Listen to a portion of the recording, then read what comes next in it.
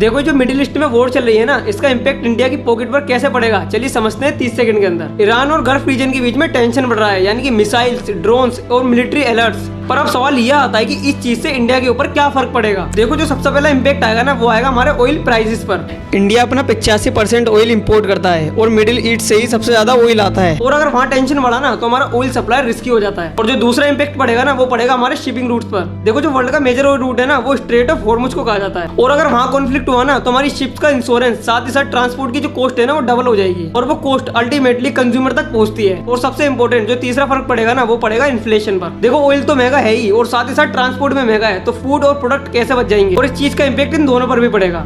मतलब एक regional war India के अंदर एक ट्रिगर खड़ा कर सकता है। और जो चौथा फर्क पड़ेगा ना, वो पड़ेगा हमारे इंडियन वर्कर्स को। देखो जितना भी जो मिडिल ईस्ट का इलाका है ना, इसके अंदर 90 लाख से भी ज्यादा इंडियंस काम करते हैं, और अगर इनस्टेबिलिटी बढ़ी ना तो इसका असर हमारी जॉब्स और साथ ही साथ रेमिटेंस पर भी देखने को मिलेगा। इसीलिए जो जियोपॉलिटिक्स होती है ना, वो कोई न्यूज नहीं होती, कभी कभी किसी और कंट्री की वॉर तुम्हारे सीधा बजट पर इंपैक्ट डालती है। देखो ग्लोबल कॉन्फ्लिक्ट दूर लगते हैं, लेकिन जितनी भी जो कंट्री है ना, वो आपस में एक दूसरे से कनेक्ट हैं। अगर कुछ भी हुआ ना तो सारी कंट्री पर इसका असर देखने को मिलेगा। तो आप इस वॉर में किसे सपोर्ट करते हो, कमेंट करके बताओ। मैं मिलता हूँ आपसे कल किसी नई वीडियो के साथ, जब तक के लिए फॉलो कर लेना।